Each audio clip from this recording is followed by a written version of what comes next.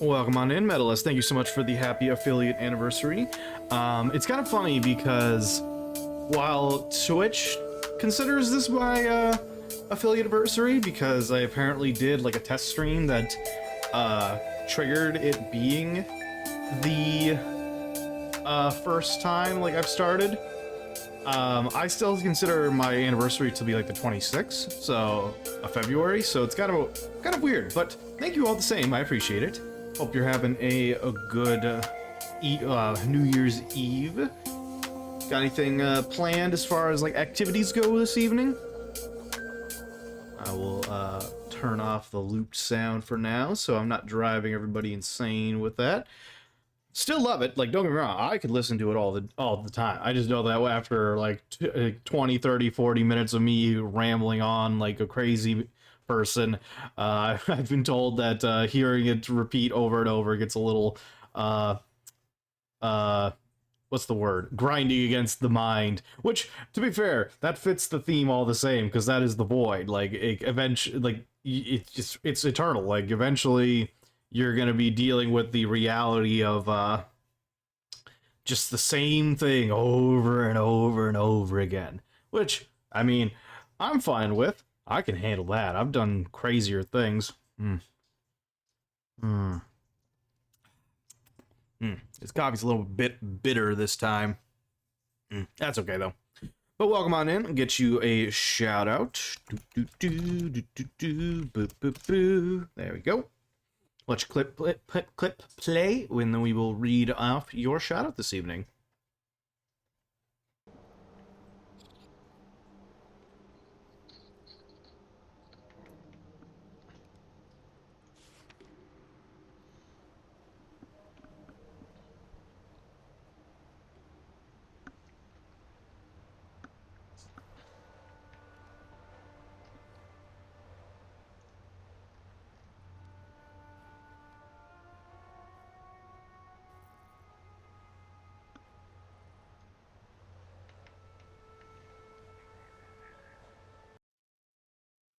I assume that was a like old World of Warcraft clip or something, but okay. So hello everybody, and welcome to day 2 of our holiday break in the void.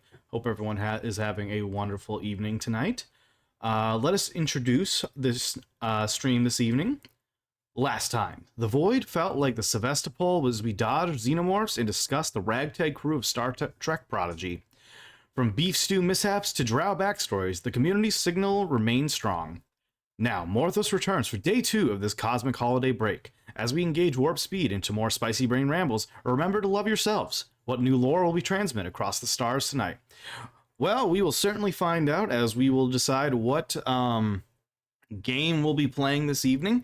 I've got a special addition to the festivities this evening, being that it is New Year's. I thought it would be fun to do something I don't do very often anymore for a number of reasons, but might be a bit fun for our New Year's event. So, to those that are part of the Discord, I will post a photo in the public chat so y'all can see what it is, but I will also tell y'all what it is. But before I do that, I will read off Medalist's shout out. So, Medalist, for your shout out this evening. Greetings, Noble Seeker. Medalist Games, a sovereign of the digital realm, reigns over PC hardware and software discussions. This Native American streamer, a Razer streamer, invites all to his safe space where mental health and networking flourish. Recently, he ventured into Skyrim with Crowd Control, a true test of his gaming mettle. Twitch.tv/MedalistGames. Skyrim Crowd Control, considering that everyone likes to default to mass amounts of cheese, I can imagine that would probably have been a chaotic and insane. So I hope you had fun with that at the very least. But anyway, so the thing that I've got, this Boom Pop, like alcohol. So it's literally like the alcoholic distillation of a bomb pop. The red, white, and blue popsicles, which are delicious. But it's literally like a liquor. And I've already tried it once, and the best way I could describe it is that it's like a sour wine, and it's not that good. So I don't recommend getting it, but I figured as a fun addition for tonight's stream. I'm not sure what the specifics are going to be because I don't know what game I'm going to do. But basically the idea is for every like insert rule here based upon the game, I have to take a swig of it. And so it's basically going to devolve into a potentially like drunk game this evening. Assuming like whatever rules happen.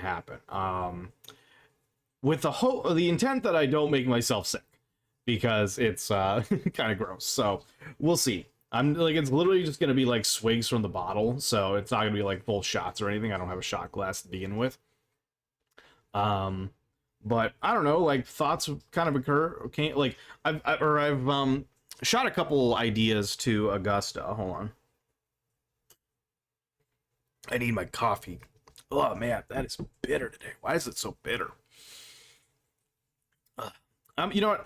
I'll be right back. I'm gonna put some like oat milk in this or something, make it taste a little bit better. Because, I need the caffeine because I'm fucking tired today. But we'll be back in just a second.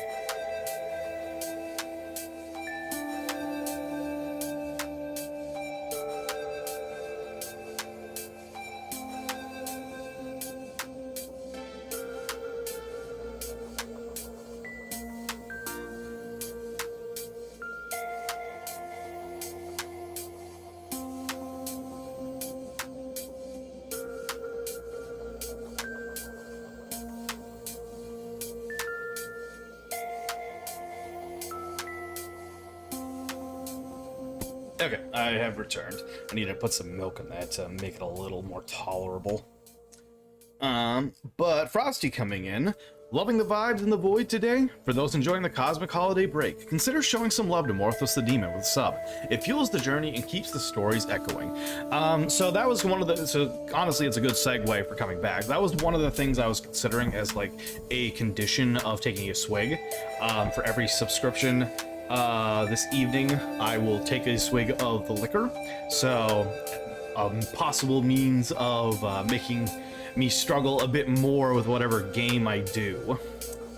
So what I was saying earlier with ideas that I kind of threw out there that might not be the best of ideas was continuing Alien Isolation tonight, and for every death, you know, taking a swig.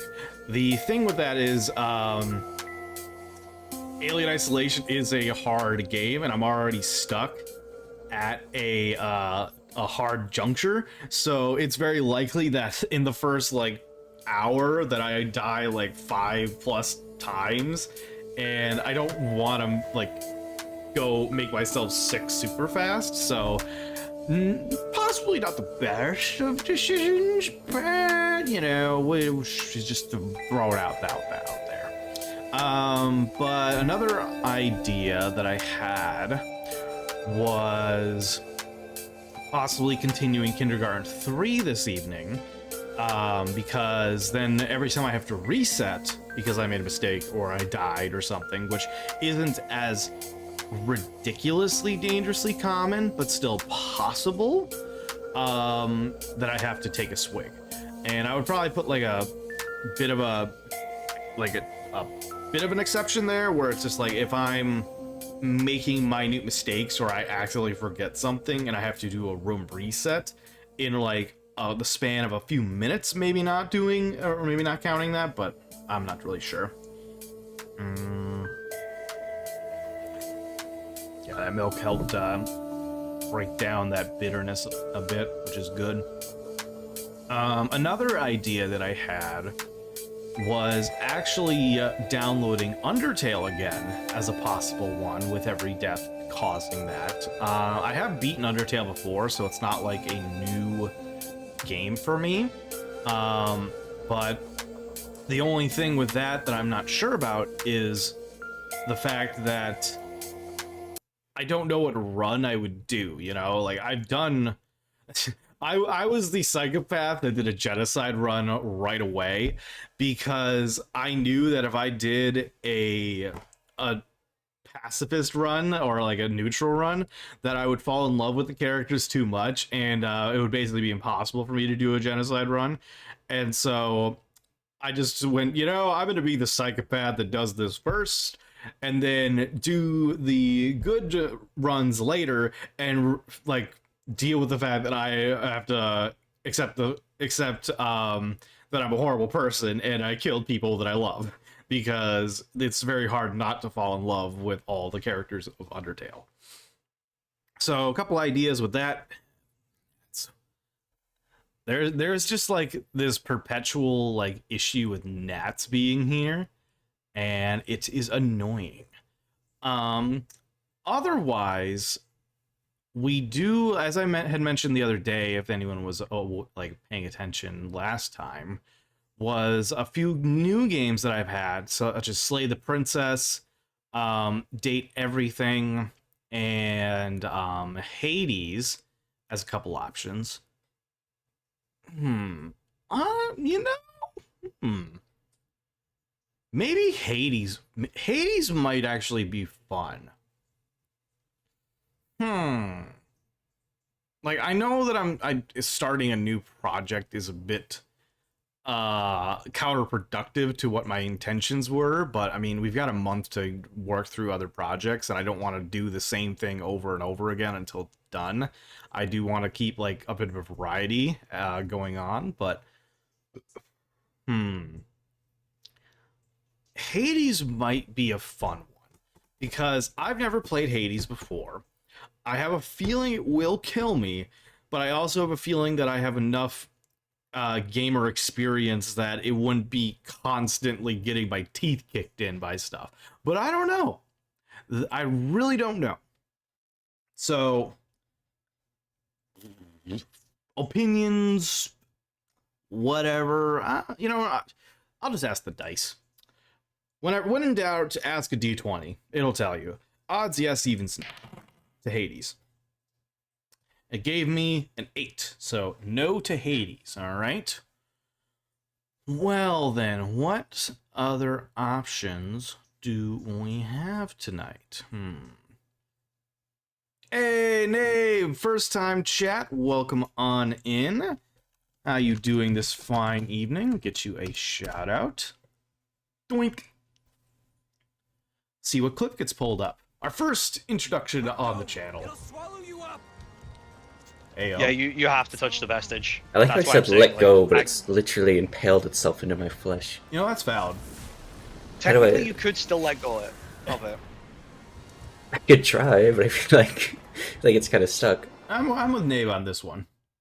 Like it's like you got spikes piercing through your hands and like just everywhere. At a certain point, you gotta ask yourself, can I really even open my hand at this point? Like, the amount of tendons being torn and the sheer amount of spikes in my way. I feel like you're right on the money there, Nabe. But welcome on in for your shout out this evening. Greetings, noble seeker. Nabe PNG, a most enchanting PNG tuber, doth grace the realm of Twitch with their presence. This bunny-eared streamer, a beacon of cozy vibes and inclusivity, doth traverse the lands of Final Fantasy XIV and beyond. From their foray into Bokura to the beckoning haven of farming, Nabe's broadcasts are a safe space for all. Twitch.tv/NabePNG. How are you? And Happy New Year's. Happy New Year's to you as well, Nabe. I'm doing, okay. I'm a little tired today. I haven't been sleeping well lately. Mixtures of my own choices of caffeine consumption and in whatnot, but also just the fact that insomnia sucks. But otherwise, I'm doing pretty good. How are you doing on this fine New Year's Eve? And thank you so much for stopping on in. Like, it's good to see you. You got anything fun planned for New Year's this evening? Any parties, shenanigans, or intent to, I don't know, watch the New Year's bell get dropped or something? I don't know. Currently, I'm just trying to figure out what I'm going to be doing this evening, because as I was saying earlier, in the spirit of New Year's, I've got a bottle of liqueur that I will take a swig from anytime certain conditions are met this evening. Those conditions being currently anytime someone subscribes, I will take a swig of this, or for whatever game we're doing, possible deaths or other like consequences to whatever's happening. So something to consider. I considered doing Hades at first, but I rolled a dice to see if that was going to be what fate had in store for us. And unfortunately, it rolled a even, which means no for my rule sets of dice rolling. So I got to figure out what other thing I'm doing. And I'm not sure yet. What do you think? Happy New Year's indeed, medalists. Thank you for the new year. Welcome on back. Hope you had a good time doing whatever it is you were doing off in your realm. But yeah, I don't know what to do. I could read off all the shit I've got and possible things, but I do not know. I've got so many things to do, because I like, in all honesty, my first instinct was just to do like a drunk Dark Souls run, because I don't know, I like Dark Souls. Dark Souls is one of my favorite games, and maybe this is where I start my Dark Souls boot camp playthrough, where I explain shit and like the rules of thumb. Actually, I don't know. How about Dark Souls? What do you think, Dice? Odds, yes, evens. Dark Souls. That is a natural one, but it is an odd, so I guess that means Dark Souls Prepare to Die edition. I will get to installing that. Thankfully, it's not a big game, so it won't take too long to do. So we'll get that started, and I guess that's what we're going to be doing tonight. I will explain all my strategies and methods of playing. Let's see. Dark Souls. Doop. There we go. Wait, did it change? Hello? Hold on. Did it change? Because I know how bad... Yes, okay, it did change. Good. Let's see. And then Frosty coming in. Happy holiday break, everyone. If you're just popping in to soak up the Void's atmosphere and can't chat, don't forget to drop a command lurk for Morthos. It helps keep the cosmic journey going. Indeed, indeed. It lets me know that you wish to... show that you are here supporting, but have other things that you need to focus on, which is A-OK 100%. We love our lurkers here, and appreciate the fact that y'all, want to support.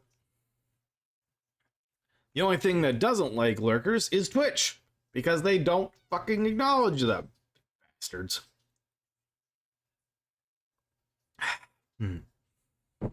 Yeah.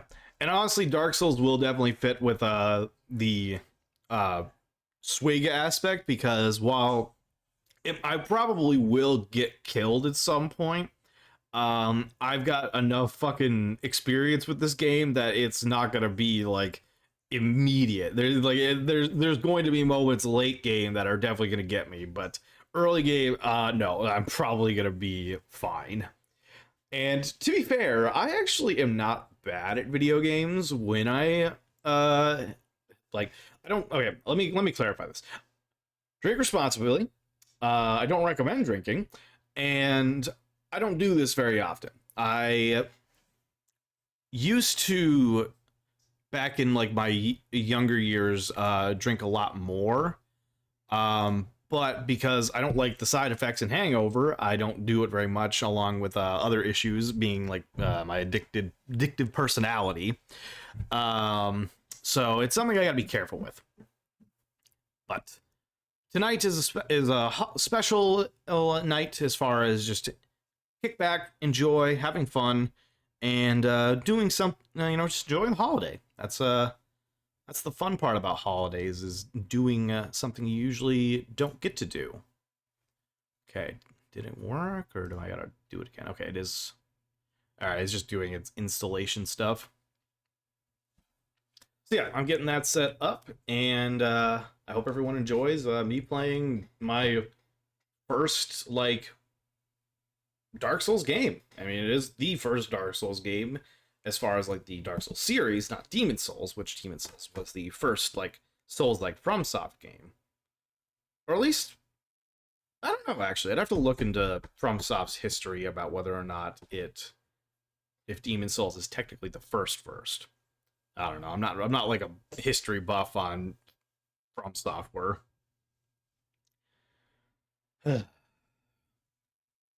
But it'll be fun to get going on that. All right, come on. Got to go through the whole process of setting up. All right, studio mode. We'll get that activated, and then we'll swap over here and get that set up. Dark Souls. Ba-ba-da-da. Yeah. Just gonna take a little bit because I gotta get the game to load up since it's like its first time being reloaded again. Okay, yep. Doink, that's fine.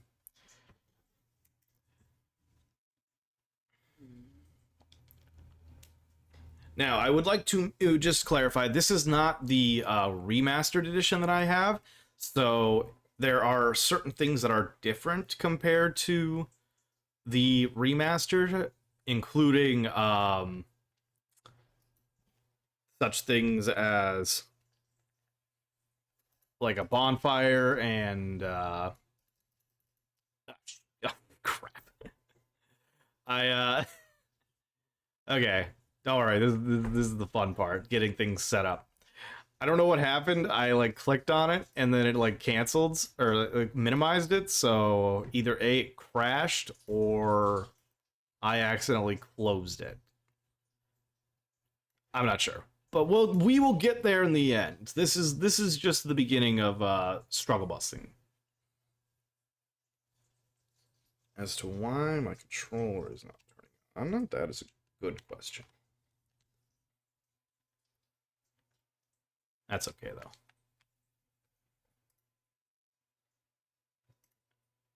Okay, so there's that.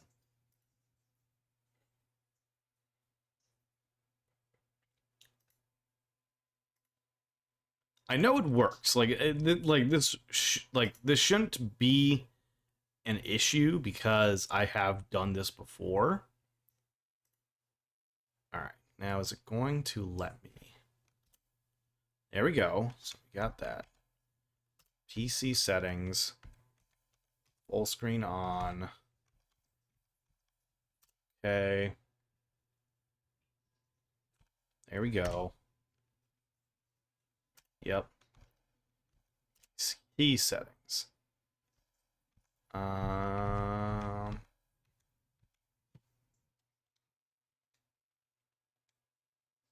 that's interesting. Crap. Okay, how do I reset that?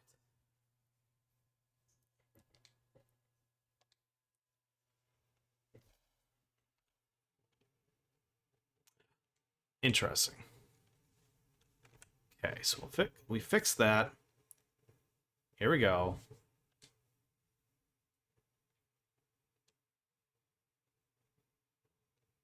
Okay, that's weird.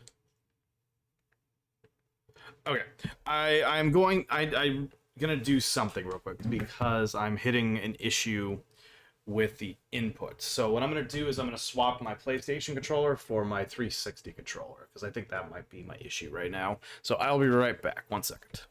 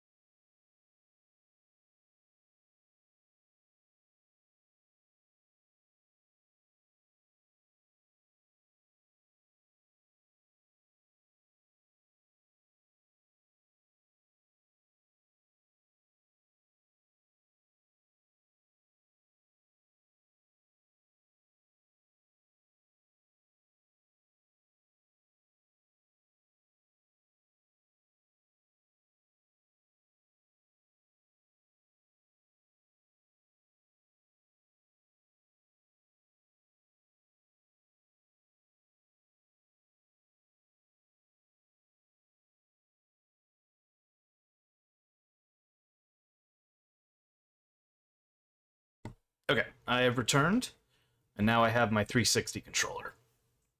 I just want to make sure everything is working before I swap to the game screen. So, welcome on back from the ad breaks, everybody. For our fun fact from the ad breaks, in the world of the banana splits, Snorky entertained children while being silent, but can you remember what kind of animal he was? Snorky, the beloved character from the Banana Splits, was none other than a mute elephant. I never saw that, so I have no idea what that is. Okay, good. So, that's all working. Okay. Alright, so we'll do new game. There we go. And then we'll swap to this main screen. So, transition. Yeah, that's pretty normal.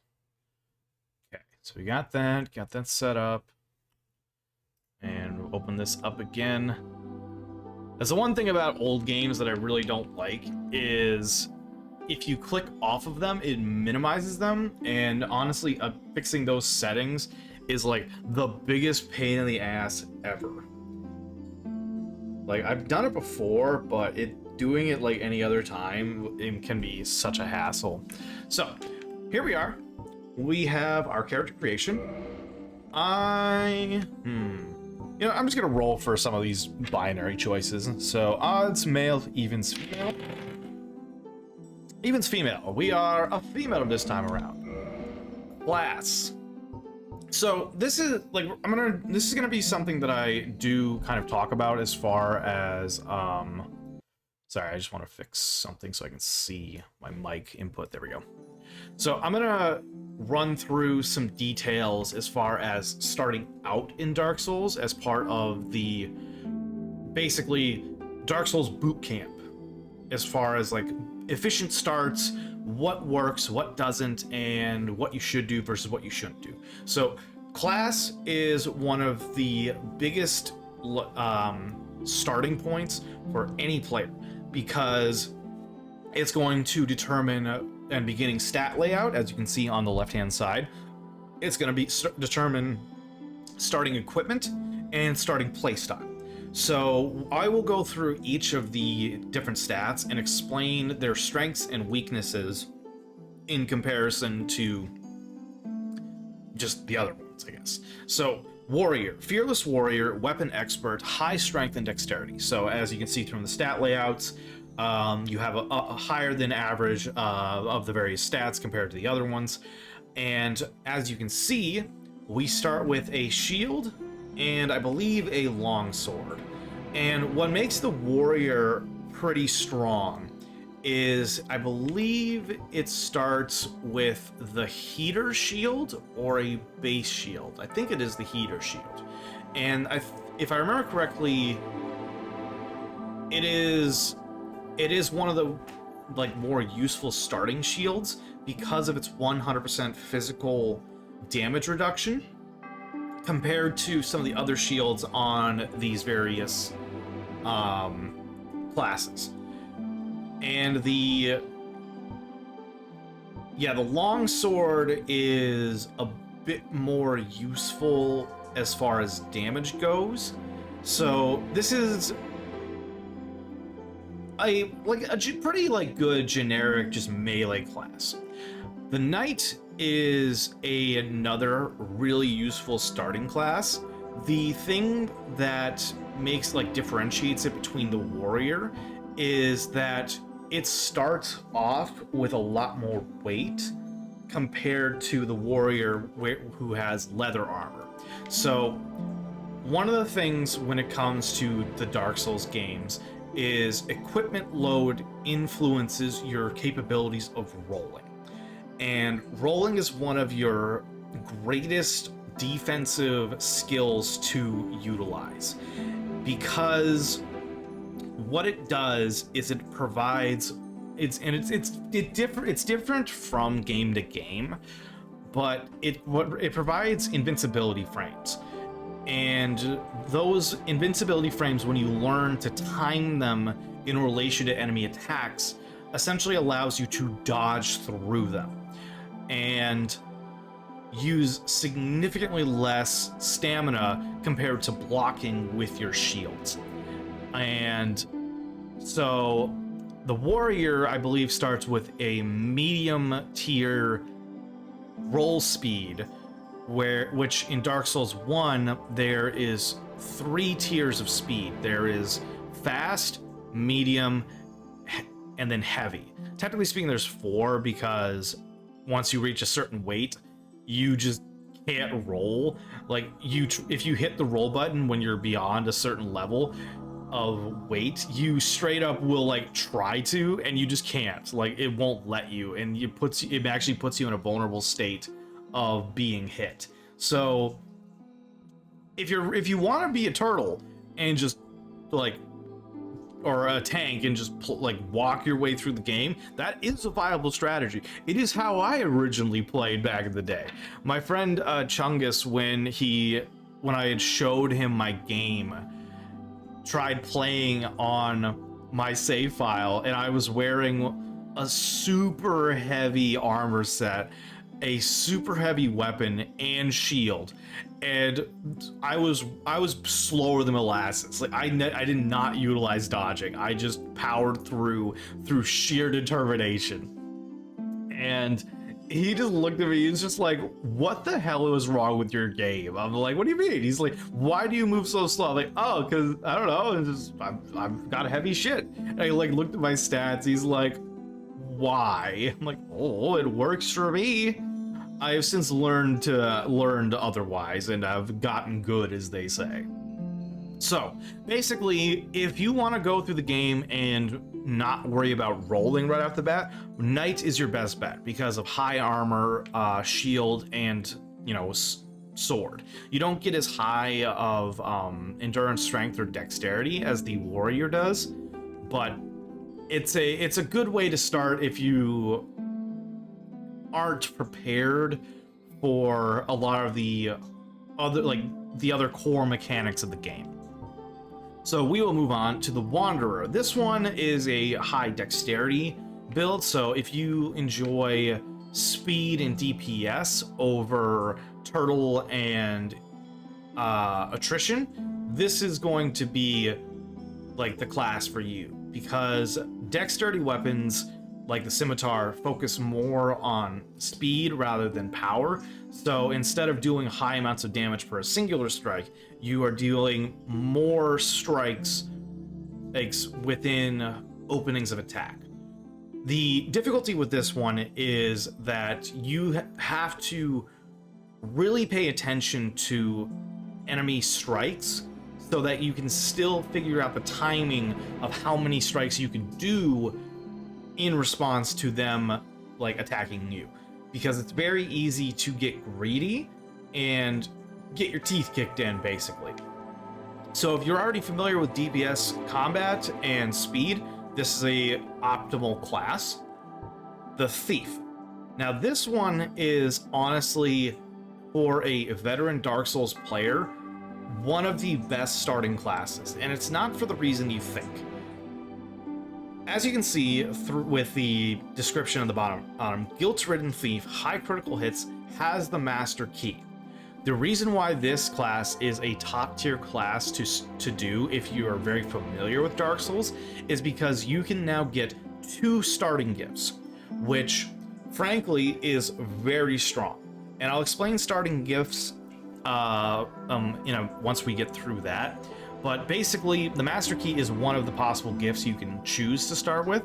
And if you get it through this class, that opens you up to get a different starting gift for your run.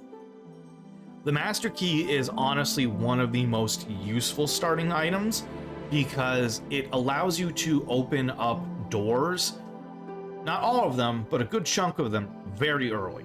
You can legit skip certain areas with this key, and it is very hard not to choose it, is generally how I feel about it. But we will continue on. The Bandit. This one is your... how to put this? This is if you want the high damage output of the Knight. Or no, high damage output while still maintaining speed. So it's kind of like the strength version of the Wanderer, if anything. One of the fun things about this one is you start with the Spider Shield, and this shield is actually really useful when you get to Blighttown, because it is like entirely poison immune. So if you have this up and you get hit with a poison attack, it just negates it. Like, you do not take poison status at all, which is really helpful when you're dealing with these blowgun enemies, because they will just keep spamming darts at you and will wreck your shit. It is really annoying. But moving on, so we've got the Hunter. So this is basically the hybrid class. So you obviously get it a shield and a sword, but it gives you a bow, which a bow is really useful, but it's very easy to get one at the beginning of the game. So unless you really like range combat and bows are like your greatest weapon, there's really not much of a reason to choose it unless you want the armor set. Now we get into the magic elements of our classes. So Sorcerer, there's 3 different types of magic in the Dark Souls game. So Sorcerer is intelligence-based magic. Pyromancer is in this version statless magic. It's kind of weird because in later Souls games they made pyromancy stat dependent, whereas in this one it really doesn't scale much. It's kind of weird. But Sorcerer gives you a lot of versatility with ranged spells. Some would say magic like sorcery makes the Souls game easy mode. I'm inclined to agree, only if you know how to go about it. And what I mean by that is basically this. You have to know where to find new magic spells, how to incorporate them into your builds, and get very familiar with juggling them. So if you have a good idea of what each spell does and can combo them, you're very dangerous. But if you aren't familiar with that, or just have a hard time juggling the spells in their limited utility form, then it can be quite difficult. But it's I've never really committed to sorcerer builds before. I've tried in the past and I've gotten somewhat far. The problem is I I don't like running out of resources. I don't like hitting walls where I'm unable to cast any more spells, and my melee abilities are just not up to snuff. I am a melee fighter through and through. I would rather power through with sword and shield than rely on magic. And that's just me. Like, Chungus loves doing magic builds. I remember when they were doing Elden Ring, they really got into the spell casting. For me, it was always just a different learning curve that I just didn't feel like doing, you know? Ugh, my coffee has gotten cold now. I don't know why, but my hot drinks get so cold so fast. It's like they start off molten hot, and then they turn to ice like in fucking 5 minutes. It's insane, and I hate it. But anyway, so Pyromancer, this is like a really useful mixture of magic and melee, because you start off with relatively decent melee stats and capabilities while also having ranged fire spells. And so if you want to dip your toe into magic, but you also want to have the backup of melee, this is a good starting class. The only thing that is rough about it is its shield is not ideal. Like, as you can see, this is not the shield that I would want to take into combat personally.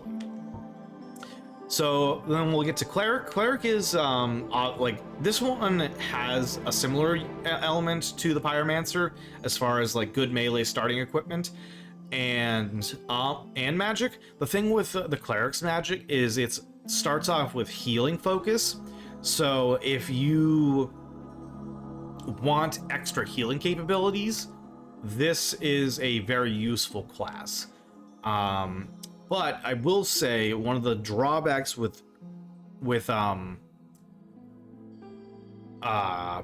Cleric magic is there's a long casting time.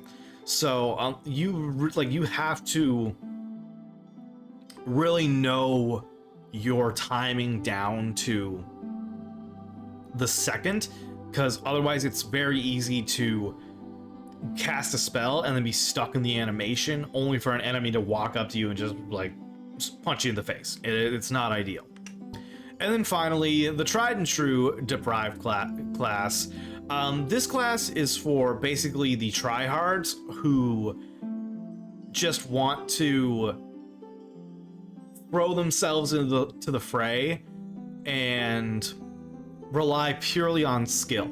And I say tryhards in a loving way. It's less about like being mean, because Dan loves doing the deprived class, and I understand why, because it's fun to start off with just a stick and a shield and get just a nice baseline of starting stats. Like 11s across the board is really nice compared to the rest of the classes, where you start off at lower levels.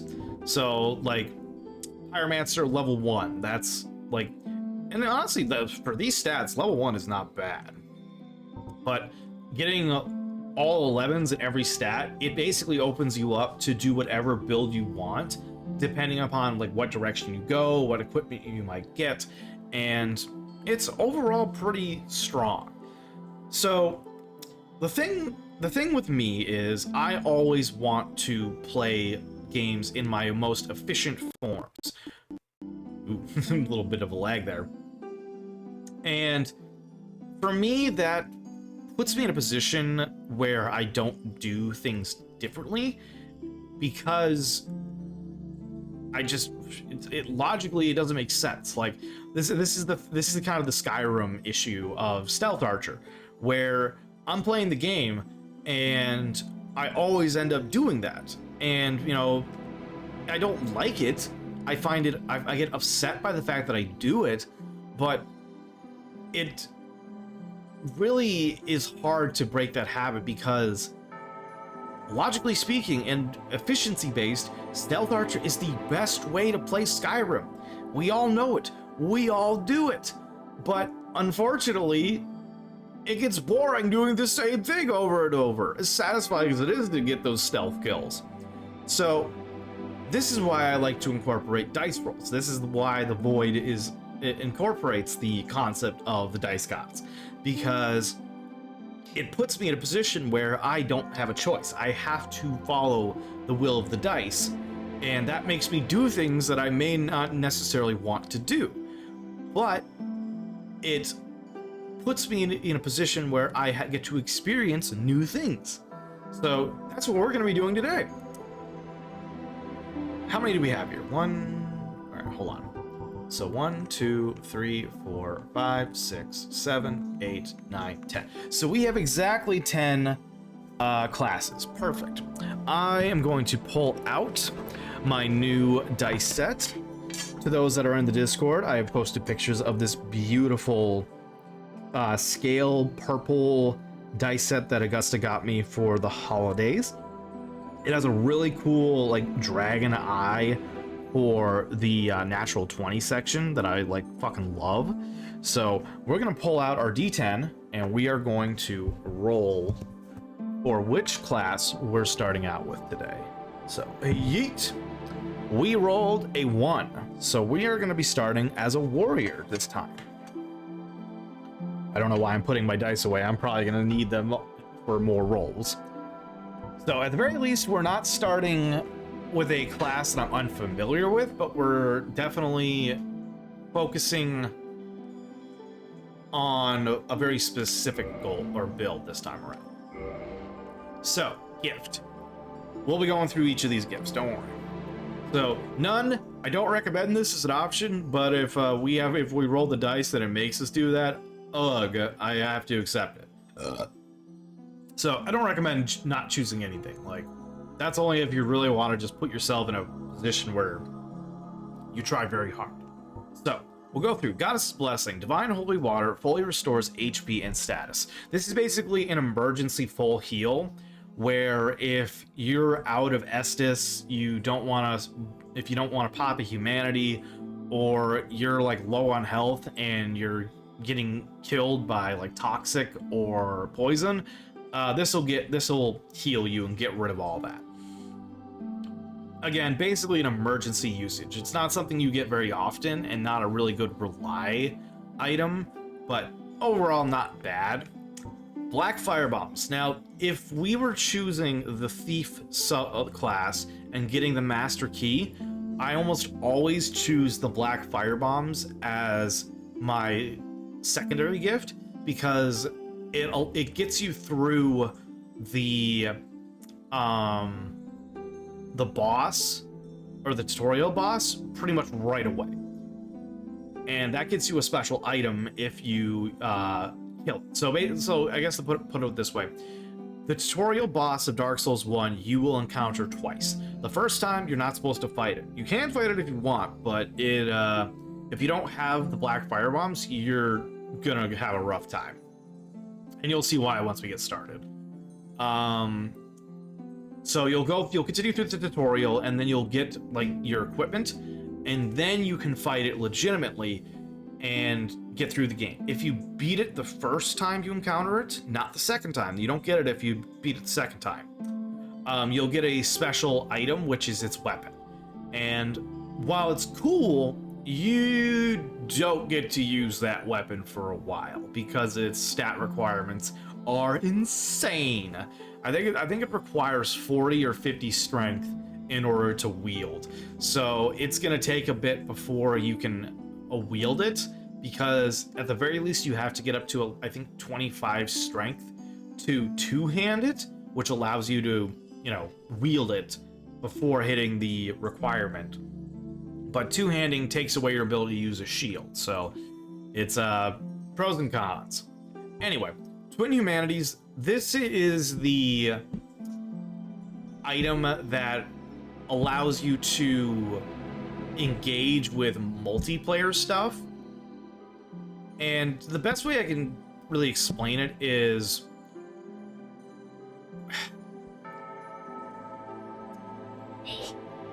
I'm trying to think about how to explain this without like going or explaining too early what the game will explain. But basically, this is literally what makes you human. Like, right now, we look like a human. When we die, we won't look like a human anymore. And popping a humanity fixes that.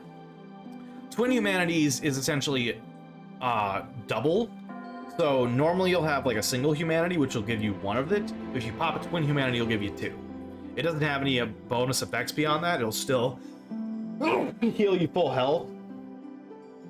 But it'll put two humanities into your kit, basically. Which has its own effects with certain weapons and abilities, but that's something we'll get into later. Binoculars, I'm just gonna say this, probably one of the most useless starting items next to the pendant, because you can get a pair of binoculars in the starting main hub almost immediately if you know where to go. And there's really no use for them except for like specific like range combat. And even then, you have to really know what to do to utilize them properly. So I don't recommend. The pendant is the secondary most useless starting item because, as it says, trinket, no effect, but fond memories come for travelers. The Dark Souls community had, for the longest time, tried to figure out what this pendant did, and just could not accept that it really does nothing. The creators themselves have said it does nothing, and is just like something to grab if you feel like taking a starting gift that doesn't help you in any way, shape, or form. It's just kind of like a fun role play item, I guess is the best way to put it. But continuing on, the Master Key opens any basic lock, initial equipment for the thief. So as I said before, the thief will start with this, and that allows you to get a secondary gift. This opens a crap ton of doors early on that allow you to skip certain areas. I'm not going to choose it as default. We're going to roll for this item as well. So if we get it, great. If we don't, unfortunate, but that's okay. Tiny Beings ring. So this is an extra starting ring that basically. So it's kind of weird because normally what it does, the Tiny Beings ring in other games, it like boosts your health, but here it says it recovers HP slowly. So that's interesting because normally that's the Sun Ring's job. I'm actually gonna check that. Wonder if that was like a typo or something. Tiny Beings ring. So yeah, grants a small increased HP. And DS1 heals.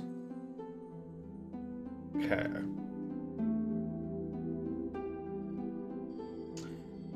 Okay, so yeah, so this was actually a misleading text. It doesn't actually heal you. It just increases your health like normal, which is interesting. There is a ring that does heal you slowly over time, which is the Sun Ring, I think, but that's like a late game item. Anyway, finally, the Old Witch's Ring. Gift from a witch. Ancient ring with no obvious effect. This ring doesn't give you any benefits as far as combat goes, but it does open the door for interacting with an NPC in the mid-game, which can be useful if you're doing certain goals with like NPCs. But as far as combat goes, it's not really that helpful. Anyway, y'all have a wonderful ad break out there. For those that are still here, let's observe chat in its natural habitat. In the wilds of Twitch, we observe the rare Morphos the Demon in their natural habitat, a desolate yet captivating void. Day 2 of their holiday break is marked by perilous encounters in Dark Souls. The chat, a flock of eager spectators, watches as our hero navigates treacherous landscapes and formidable foes. Stay tuned for more epic battles and triumphant victories. Well, we'll certainly hope for some triumphant victories. I'm still sad that my coffee got cold. Like, I don't know how. It's getting colder. Like, it feels colder than room temperature, which is insane to me. I know I added milk to it, but you'd think it would have balanced out into more of like a neutral room temperature level, but no. So I'm just drinking cold coffee, which I don't like. I don't know why. The coldness of coffee just has a odd flavor that I'm not appreciative of. So 1, 2, 3, 4, 5, 6, 7, 8, 9. Okay, so I'm not going to do the nun gift because I just find it kind of pointless. So, and instead, that allows me to roll a d8 instead of like rolling a d10 and just re-rolling if I do a 10. So, got my d8 here. Let's roll. Hey-ya! That is a 7. Okay, so that is the Tiny Beings ring. Okay. And now we've got our physique. These have no effects on stats, abilities, whatnot. It's just cosmetic. So 1, 2, 3, 4, 5, 6, 7, 8, 9. Is it really 9? 1, 2, 3, 4, 5, 6, 7, 8, 9. Oh, wow. Alright. We'll roll a d10 for this one. Where are you? Trying to get my dice out of this thing, or is always a headache. Alright. Yay! That is a 5. 1, 2, 3, 4, 5. Okay. Now, once again, these are all just cosmetics, so they don't have any effect as far as like gameplay goes. But what's fun about these is they are basically tiny bits of lore information. So they all have their own descriptors of what they represent. And these are basically locations in the larger scale of the Dark Souls universe that we don't get to see. And we only really get to learn about them through other NPCs that exist, if that makes sense. So, commoner, very average commoner face. So basically, this is just like you don't really have a specific cultural root. You're just random schmuck that exists somewhere by chance. Delta farmer, commonly seen face in the 5-finger delta. So location in the world. Tanner skin, being a farmer, you're outside all the time. Astora royalty, beautiful face, the refined, common in Astora. So Astora is a location that Solaire's from, and that's about all I know. So, like, there's not much information that I have off the top of my head. If you want to learn more about the outer Dark Souls lore, VaatiVidya is probably one of the best resources to, learn about Dark Souls because of just their fun explanations of the world. So, Dragon Scholar, intelligent, sharp lines, but scholarly looks invite insult. Thorland Cleric, look common in Thorland, known for its stalwart clerics. Jubilant Katarina, jovial features of Katarina, known for festivity and drink. Dubious Kerim, ominous features associated with the Earl of Karim. Classic Xena, thoughtful, mature, face common in historical Xena. Eerie Great Swamp heretics, face prejudice for their atypical looks. And Far East Traveler, face from a distant eastern land of almond eyes and thin lips. So one way to look at this is kind of like an overview of different races that would exist in the Dark Souls universe that are kind of similar to what you would expect in our overall arching world. So 1, 2, 3, 4, 5, 6, 7, 8, 9, 10. Okay. Roll for it. Yeet.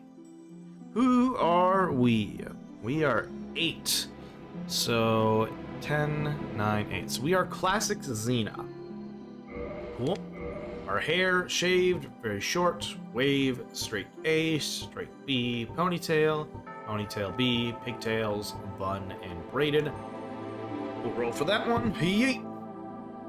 That is a 4. So we 1, 2, 3, 4. We have straight A. We got the bob cut. All right. And then hair color. One more. Yeet. So that was a 5. 1, 2, 3, 4, 5. Ooh, dark blue. All right. And I'm not gonna do it because that's gonna take forever. But you can customize your character further. It's not like the greatest compared to like some other character customization games or even later Dark Souls games, but you can basically customize your own face. Let's see. Yeah, so you can go into here and like do all the sliders and stuff. We're not gonna do that because that's gonna take fucking forever. But we can basically change the varying degrees of the face. Let's see. Yeah, it's not really changing anything, so I don't know that. But we can make them older. Oops, my D-pad's a little sensitive. So we'll just keep that where it was. Hormones, some of these features I don't really know what they do. They're kind of weird. There's not a whole lot of variation, but often people will choose just to randomize and create absolute monstrosity of characters. It is kind of crazy some of the characters people will run into the world with. But all we have left is to name ourselves, and of course we're gonna name ourselves Amorthos. Knowing the game, it'll probably censor my name because it doesn't like hose, which is weird. But we'll enter that. We now have our character. I hope everyone enjoys the cinematic for Dark Souls.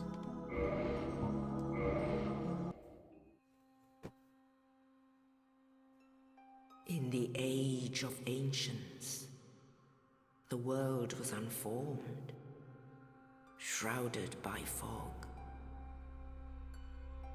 A land of grey crags, arch trees, and everlasting dragons.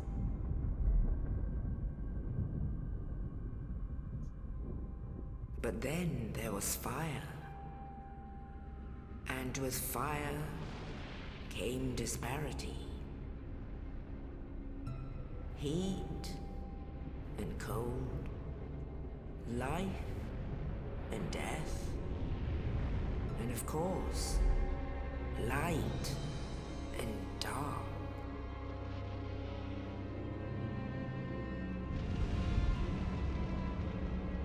Then from the dark they came and found the souls of lords within the flame.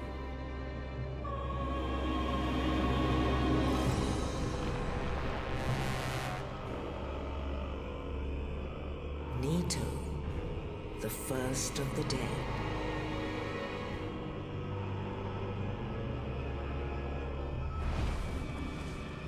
The Witch of Izalith and her daughters of Chaos. Gwyn, the Lord of Sunlight, and his faithful knights. And the furtive pygmy, so easily forgotten.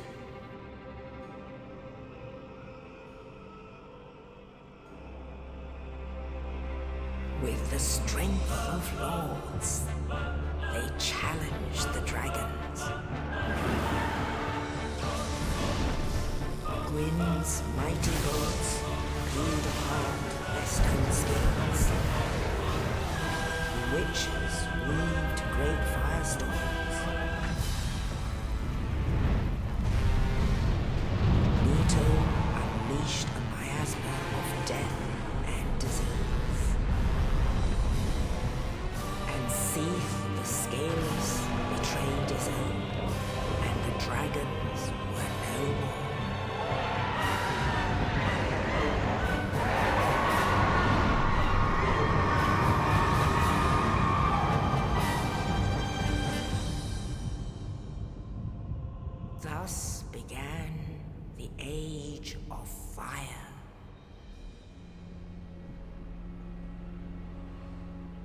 But soon the flames will fade, and only dark will remain.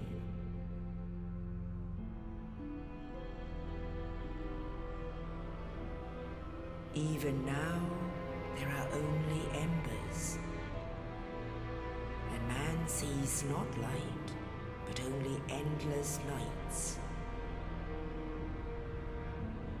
And amongst the living are seen carriers of the accursed dark sign.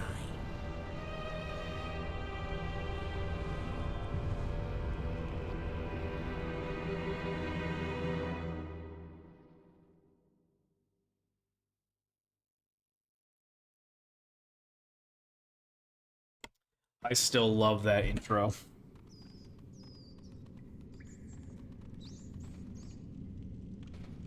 Yes, indeed. The dark sign brands the undead.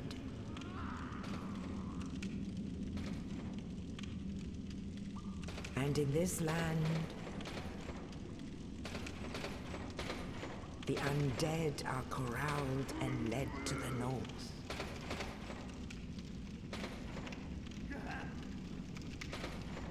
Where they are locked away to await the end of the world.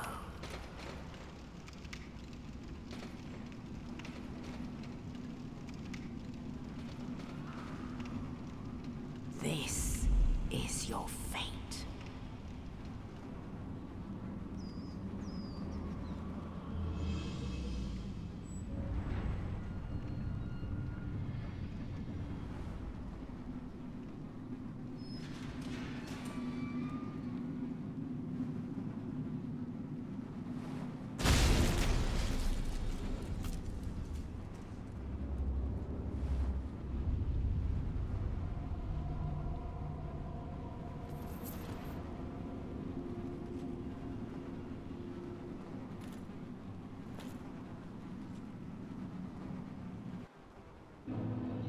And with that, we are now in Dark Souls. So, one of the things that I absolutely love about the story and the beginning of this, like, world and game is just the poeticness of the story. So, obviously, as to those that have just watched the intro with me, there's an element of yeah, this is what's going on. The first flame was, for all intents and purposes, the equivalent of a new being born in a land that had experienced no change for who knows how long. Everlasting dragons. They are immortal, undying. They have experienced nothing new in an exorbitant amount of time. And for some reason, we have no idea why, a flicker of flame is born. And this isn't like the canonical reason for it, but it's the equivalent of lightning striking something and starting a fire. And that isn't what happened. Lightning did not strike and cause the first flame to begin, although there could be a logical reason or a logical statement that is what happened. Or you can make an argument that the flame began from the sparks of a dragon and their fire breath. But there's no canon, canonical explanation for why. And with the birth of the first flame, humanity, it's kind of vague because it implies that they were born of the flame. They came from it. I feel like it's more equivalent to Kingdom Death Monster in that they already existed, and the first flame was the equivalent of a divine stepping stone of progression. And with each lord that was born, Nito, the Witch of Izalith, Lord Gwyn, and the Furtive Pygmy, basically amongst thousands upon thousands, if not more, hollows, aka humans, amongst around the First Flame, just bumbling around. Because basically, these guys right here, these hollows, just like us, these are humans. That they were once human, but they are immortal. They cannot die, no matter what happens to them. So they are basically left here to be driven insane by the eternal suffering of existence. And so around the First Flame, these guys existed. This is the life that we lived as humans. And the first Lord, Nito, discovered something primal within it, which was death. Like, they embraced the nature of the First Flame so much. They put so much faith into the first rule of existence, which is death, and found a spark of the First Flame greater than the whole, granting them power beyond. And so with Nito's birth came the Great Witch of Izalith, who probably discovered the opposite. They discovered the chaos of life and how, like, fire itself, while destructive, also brings about growth and change and rebirth. And then you have Lord Gwyn, who discovered the warmth of the fire, the admiration of it, and how it serves life and allows us to thrive. And finally, the Furtive Pygmy, who discovered that opposite of, eventually fire dies. It becomes an ember, a spark, and what is left when it is gone? Because technically speaking, even if it's gone, there's still something there. Like, its existence is still there because it can come back. And those are the four corners of existence that these four individuals discovered and rallied the various hollows of their home at the time, bringing them forth beyond the trees and ashes to the upper worlds to challenge the steward, or the current stewards of the world. And I just find that so cool, because this is a game of eternity. Like, things change no matter what you want, and this Dark Souls is a cycle of how no matter what you do, it's going to change. Like, you can try to hold up, you can try to resist, but it's gonna happen. Time does not stop. Fire will fade unless you feed it. And whether you have the means to feed it is dependent upon your resources and what it needs. And being okay with it disappearing and being prepared for that is important. So, enough of me rambling on. We're going to push forward. The first thing you want to do when starting off Dark Souls is you want to read these messages, especially the tutorial area, because they do provide clues and insight, usually. And when I say usually, I mean in the tutorial area. Once we get out to the greater world, most of them don't trust. Most of them ignore. Some of them are true, and I'll show you which ones are true versus which ones aren't. But right now, we want to read. So right stick, camera control. So basic controls, whee!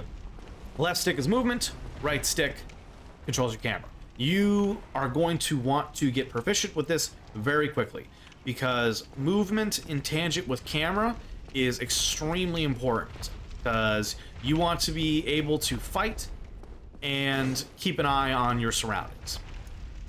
RB attack, easy enough. Now, I'm gonna do this just to show, but let me just state for the record, what this is just tormenting this guy, because even if we kill him, he's just gonna get back up eventually. So, stab, stab, stab, stab. All we've got is this little rusty broken sword, not very useful for doing anything. But this guy right here, we have not killed him. He is just basically knocked unconscious until his wounds heal, and then he'll just get back up again, unfortunately. Anyway, strong attack. Same thing, just stronger with RT. Now, thankfully, we're not going to fight that guy. But we are going to fight his brother. Or at least someone that, or another entity that looks like it. That is a demon.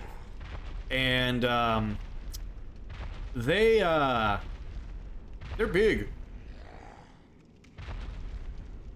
Just gonna say it. If, as a person, as a human, so that is what we are. We are just a human.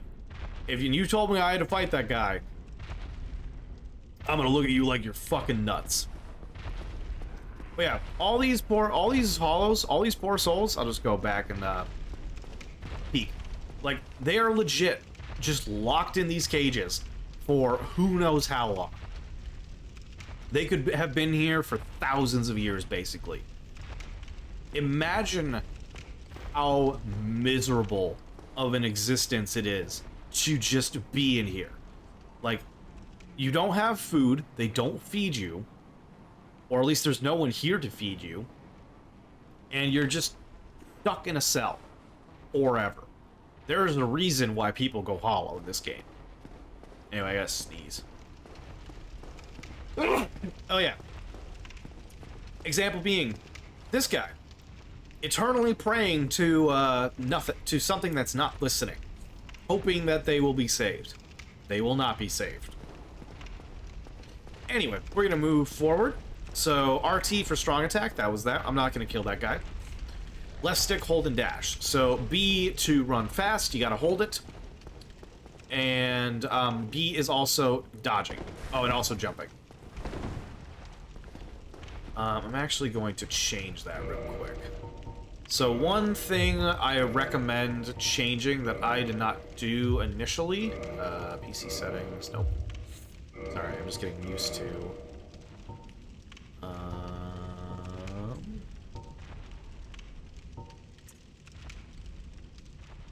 Interesting that I'm not able to change it. Let me see. Start menu, back step.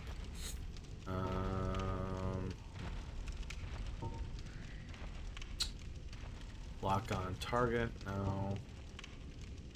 Where is the jump button? Sorry, I'm just trying to find.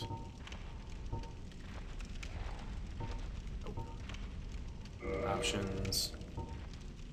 Is this it? Is this where it is now? Honestly, I may not be able to change it. Turn on auto.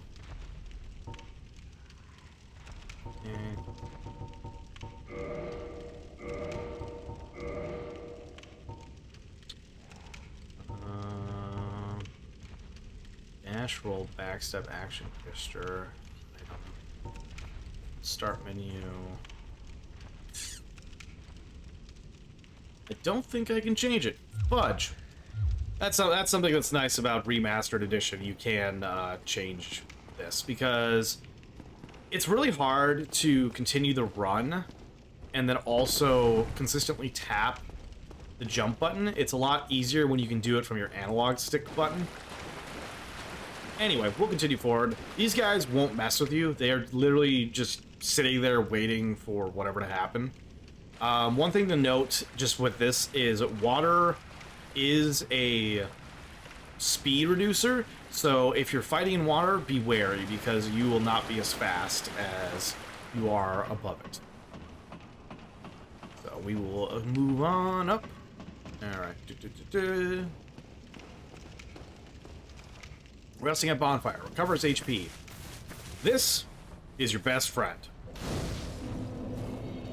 Our favorite little bonfire. The only thing that you want to be aware of is once you rest at it, all enemies except for bosses will reset. So if you slogged your way through an area, killed a bunch of enemies, and you're like, oh man, now I can go rest and then I can walk through with ease, I got bad news for you. They're all gonna be back. So, something's thumping around. We're gonna go through this door. Gee willikers, mister. This looks like an open room. I wonder what could be here. Let's look up. Oh, look! There's something up there. I hope it leaves me alone. Here's the bad news. It's not.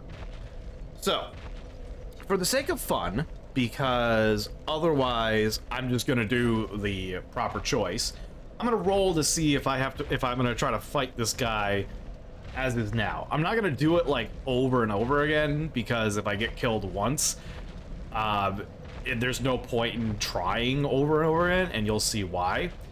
But just for the sake of fun, I'm gonna see if the dice tell me to fight it. So odds, fight it. Evens, run past. Evens, run past. Okay. So I'm gonna demonstrate how to get through this area efficiently. So you're gonna go in here. He's gonna drop down. And yeah, we're just gonna run right over here. Because otherwise, we gotta fight this guy with this little ass dagger, and we only do like a fucking like tick's worth of damage every time. So we will be there for a while. If you have the black fire bombs, on the other hand, you can kill him in like 3 or 4 throws, I think. So now we're gonna get our shield. This guy's gonna shoot an arrow at us. We're gonna go over here. It is the heater shield. Nice. Alright. So we will get our shield on. What's this say? Start icon? Okay, so this is just the equipment change stuff. And then left shield with guard. That's so LT or left trigger is the parry mechanic. Probably one of the more difficult mechanics to lock in, because it requires understanding enemy attack timing very well, and every attack or enemy has different attack timing, and every shield is slightly different with how its parry animations work. So we'll put our shield up. This guy's just gonna run away like a coward, and we'll get our sword. So our longsword. See, 20 damage versus 80 damage. So now we actually have some strength to us. Oh, yeah, so this shows how our D-pad functions in the game. So left is your like offhand equipment, right is your main hand equipment, and up and down is your items, down is your item, and up is your magic. So right now we don't have that. We're just gonna go in here, walk around this chode, and backstab. Backstabs are your best friend because they deal the most amount of damage, and frankly are just fun to do because it's backstab. So we're gonna head in here. Thing to note, fog walls are usually an indicator for boss fights or dangerous areas. Not every single one is, specifically in early game, but once you get into the later game, if there's a fog wall, there's most likely a boss in front of you. There are exceptions to that. That item we cannot get until we come back later, so don't bother bashing your skull against that forever. Anyway, y'all have a wonderful ad break. I'm just gonna go down here to those that are still here and open up this door. And what this door allows us to do is like go back and rest this bonfire if we get killed. So we can't open this door up again. It's basically so we don't have to go like all the way around or something. Or go through that hallway again, I guess is the best way to put it. I will wait until we get back from the ad break to continue because there is something I want to show everyone, which you can see right there. But to those that are still here, our fun fact for this ad break. A world-famous symbol of freedom, the Statue of Liberty raises her torch high, but with which hand does she hold this iconic beacon? Is it at the right hand? The irony of the Statue of Liberty these days is not lost upon me. Ugh, let's go stretch out. Good stretching.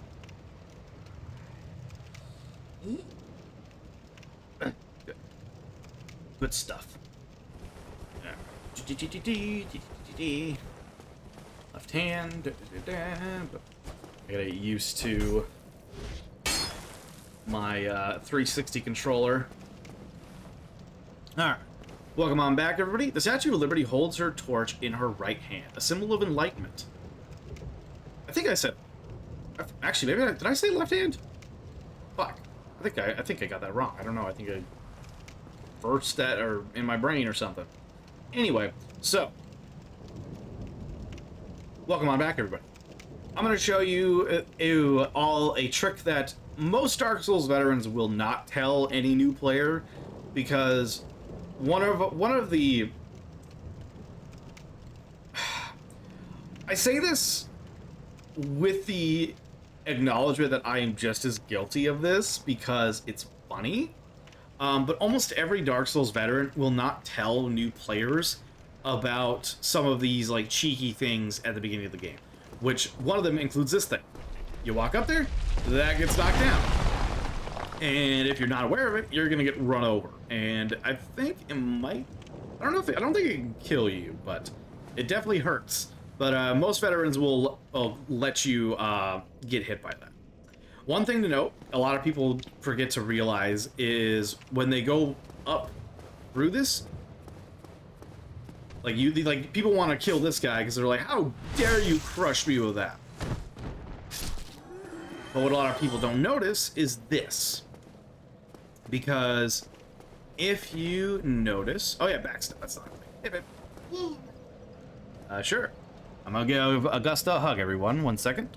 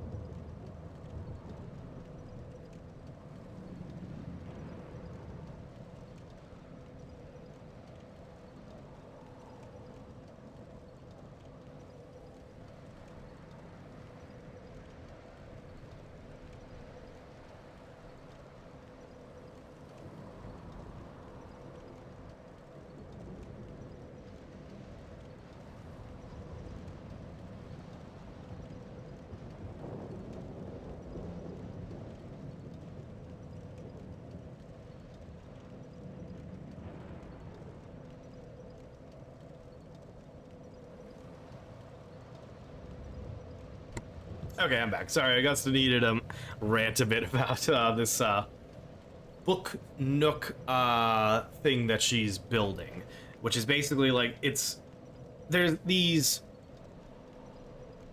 little menageries you can build that you put on your shelves as part of like the book aesthetic, and they're basically these like little shops that have a theme to them. And this particular one that she got is very poorly made and designed, so don't recommend. If you want to know which one it is to avoid it, ask a Degusta in the Discord. But anyway, so a lot of people, when they come up the ladder, they don't notice this guy back here. And even if they do, they sometimes forget about him when they go around. So this coming down allows you to go in here. And this is actually really important to go in here and talk to. His name is Oscar. Oh, you. You're no Hollow. Thank goodness. I'm done for, I'm afraid. I'll die soon, then lose my sanity. I wish to ask something of you. You and I, we're both undead. Hear me out, will you? Of course, buddy. Thanks for letting me out. Regrettably, I have failed in my mission. But perhaps you can keep the torch lit. There is an old saying in my family. Thou who art undead art chosen. In thine exodus from the undead asylum, maketh pilgrimage to the land of ancient lords. When thou ringeth the bell of awakening, the fate of the undead thou shalt know. Well, now you know. And I can die with hope in my heart. Oh, one more thing. Here, take this. An Estus flask. An undead favorite. And now we have our wonderful Sunny D. Oh, and this. Also the means of which to continue. Now I must bid farewell. I would hate to harm you after death.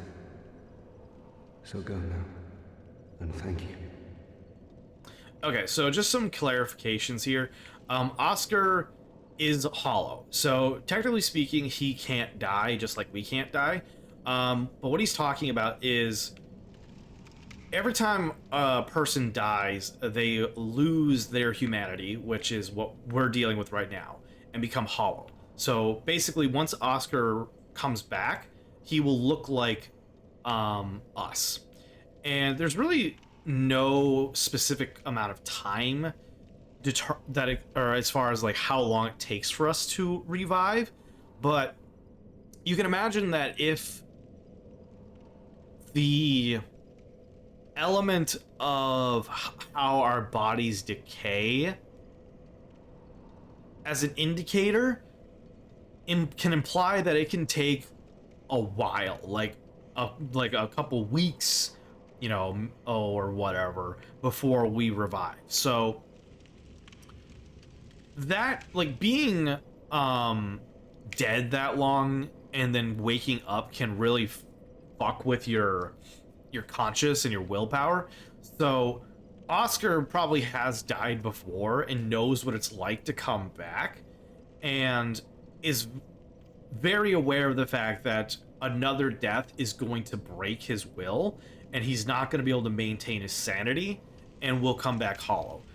And it's not like a inevitability in the sense that one death will cause that, but it is a reality that all undead face, with which that if you lose your willpower, you lose your desire to stay human, you will lose your mind. And it's pretty much impossible to come back from that.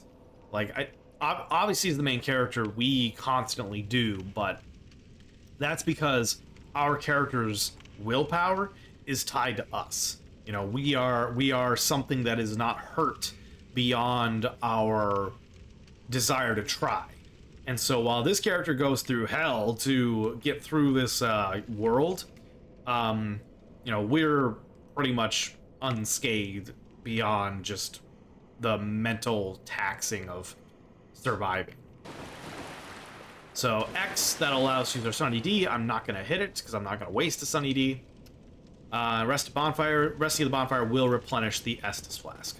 So we're gonna head up here. Oh yeah, that was Oscar die, by the way. The minute you go past this certain point, he like dies, and it's weird that his body disappears, but I don't know why. It's like it's either like a game choice to reset him later, because like Oscar says, like, oh, I don't want to hurt you when I come back.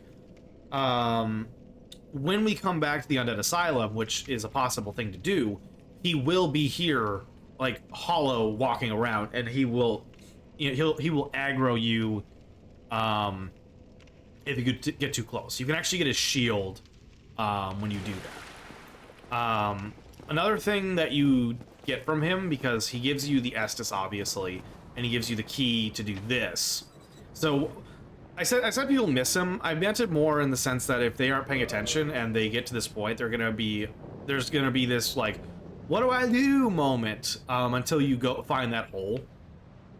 But if you kill the undead or the asylum demon the first time you run into it, he will also give you the key that the undead asylum demon would have dropped normally, because the game doesn't want you to, or doesn't allow you to progress without getting the Estus flask, because it's basically a necessary component of the game. So we're just gonna fight all these undead. Easy, double kill. We'll head over here. Doink. 100% block shield, so we don't take any damage from physical attacks as long as we block. And this is very important. RB while falling, plunging attack. And I'll explain what that really refers to in a second. First, we're gonna go kill this guy. So we'll walk around. It's kind of funny because if you don't understand like enemy positioning and how they operate, this guy can actually be like a really big pain in the ass to fight because of just how durable his shield is.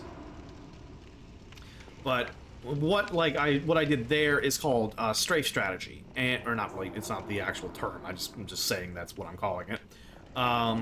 Which is when you lock onto an enemy, if you circle around them, there is often opportunities to get backstabs in because of how simple hollow combat is.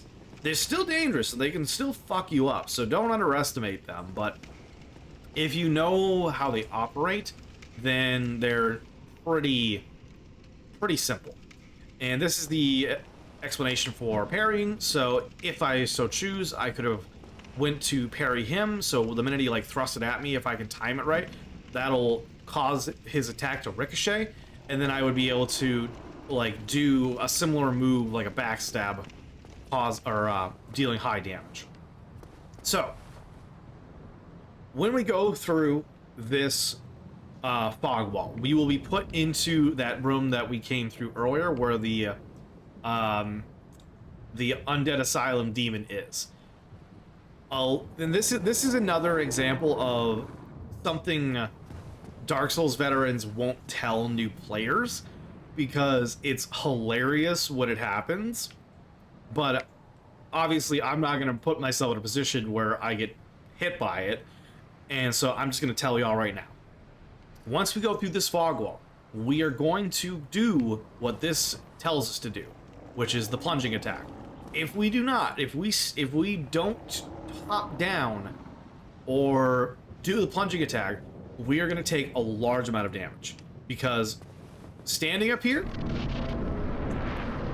is going to cause him to jump up and hit us. So we drop down, plunging attack, deal a good chunk of damage right away. If we had fallen without doing that, we would have taken a lot of damage. So 41 damage versus 10 damage, which is what we would have done with the dagger.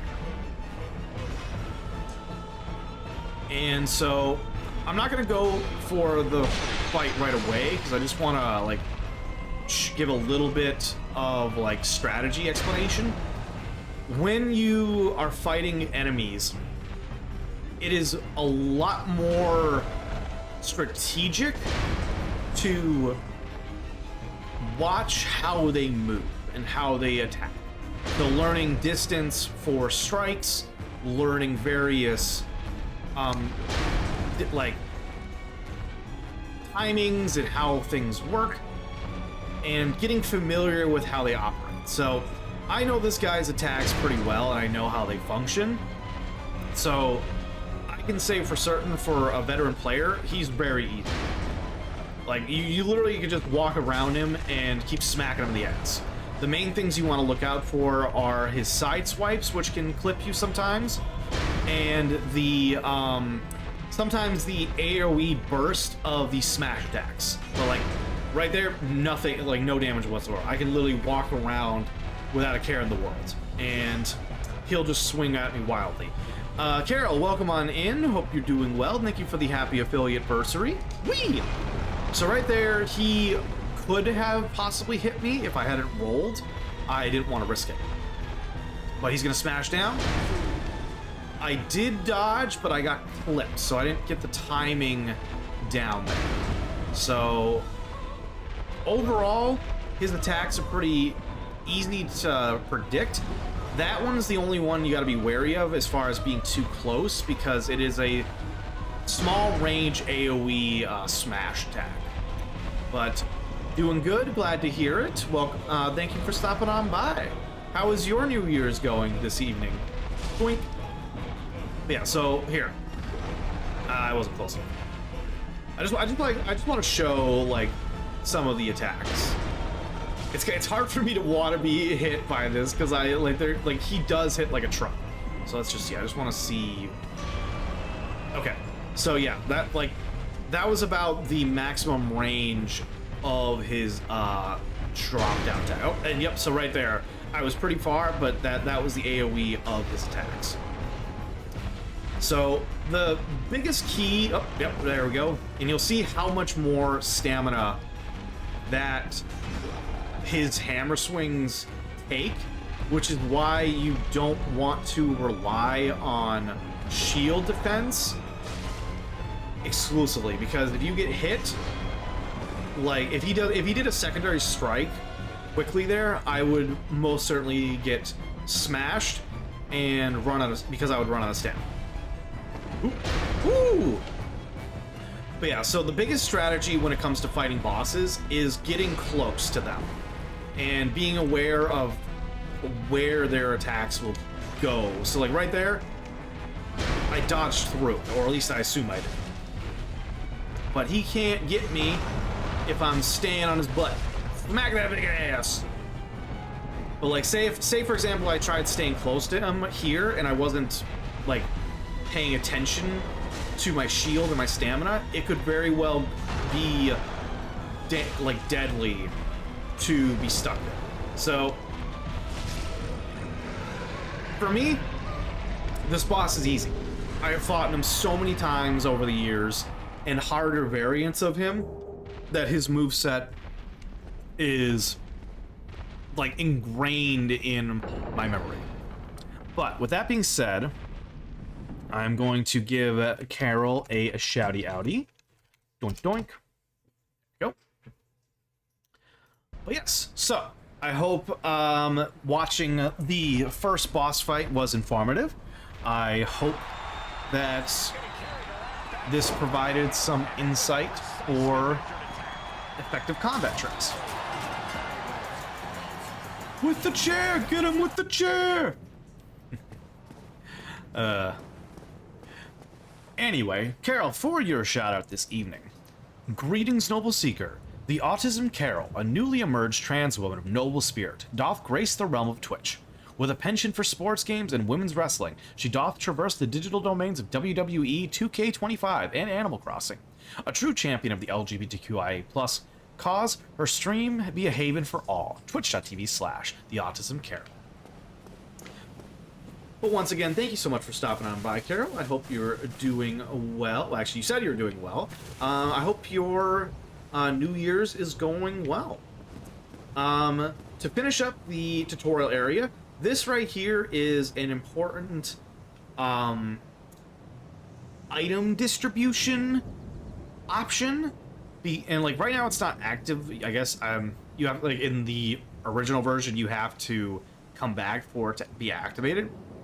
But the general idea of what this does is there is a crow, I think they're called Pickle Pea, in Dark Souls 1, where if you drop an item, so example being you can drop a humanity, and if you reload the game, which is really weird, like it's literally a technique that requires you to close the game and open it again, causing a loading screen to happen. And it will, if you drop the correct item, because there's like a list of items that you can do, they will give you a different item. And this is the way that you can get like certain rare items that don't appear elsewhere in the game, such as the old witch's ring. That's the way you'd get it if you didn't take it as a gift. But the items that are required to get some of the specialty items are such late game items that if you're really wanting to get that old witch's ring for its quest purposes, it's better to take it as a gift rather than doing it that way, because otherwise it's only going to be useful for that quest on a New Game Plus run. But anyway, that is the completion of the tutorial area, and we will come up here and move to the next area. Only in the ancient legends it is stated that one day an undead shall be chosen. Just imagine that. Like, you go up this cliff, you're like, all right, where do I go now? Leave the undead asylum in pilgrimage. And suddenly this giant to the land bird of the ancient lords. comes down and like snatches you up. You don't even have time to react. It's like just boom. Lordran. Lordran.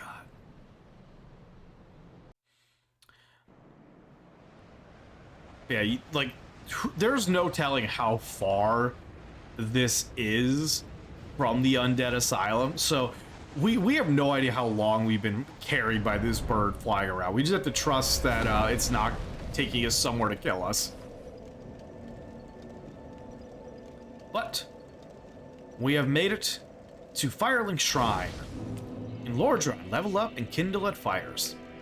So this is the safe place of the game. Like, this is the main hub that a lot of the areas will lead back to, and where we will run into NPCs that we meet throughout the world. Most of them will come here eventually. So first things first, we're just gonna grab our couple of items, because there are a bunch of items that are scattered throughout this area that you definitely want to go and grab first, because like fire bombs are really useful, extra humanities are really useful, and they get added to our equipment right away, which is nice. But what I will do before I press into the other area is I will level up. But we will talk to the Crestfallen Warrior first. And I'm going to let all the dialogue play without interrupting it, because this is the opportunity for everyone to experience the story and the NPCs in full. In fact, I'll probably read off item listings or like item descriptions that we have and pick up, because that is where the lore of this game is. That is where the story is. If you like going through fighting bosses and like beating the game is like the gameplay, but the story is in the world. It's in the NPCs you talk to. It's in the items you find. So we will, like, I'm going to like take this slow. Like, this is going to be a true like what's the word? Showing of Dark Souls. So, Crestfallen Warrior, how's it going, buddy? Well, what do we have here? You must be a new arrival. Let me guess. Fate of the undead, right? Well, you're not the first. But there's no salvation here. You'd have done better to rot in the undead asylum. But too late now. Well, since you're here, let me help you out. There are, actually, 2 bells of awakening. One's up above in the undead church. The other is far, far below, in the ruins at the base of Blight Town. Ring them both, and something happens. Brilliant, right? Not much to go on, but I have a feeling that won't stop you. So, off you go. It is why you came, isn't it? To this accursed land of the undead?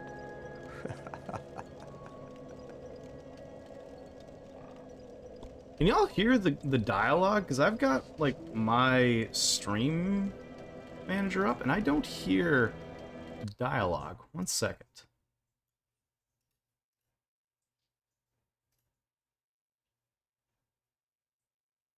Have y'all not been able to hear it the entire time?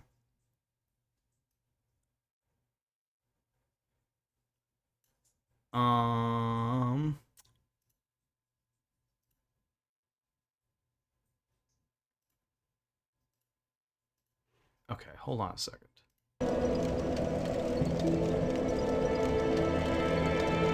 I'm just gonna try to see if I can hear the dialogue play.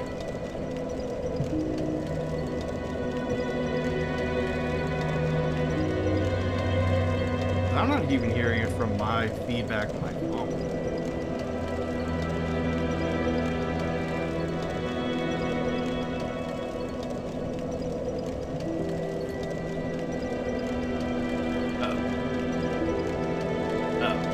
What's happening?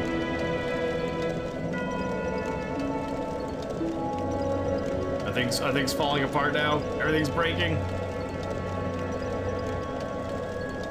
What's going on? Why is my stuff? Oh no. Uh-oh. Things are going wrong, everyone. What's happening? Okay, Metal's is streaming. I'll get them on Works. Okay. Uh-oh. I think my game crashed. My poor computer.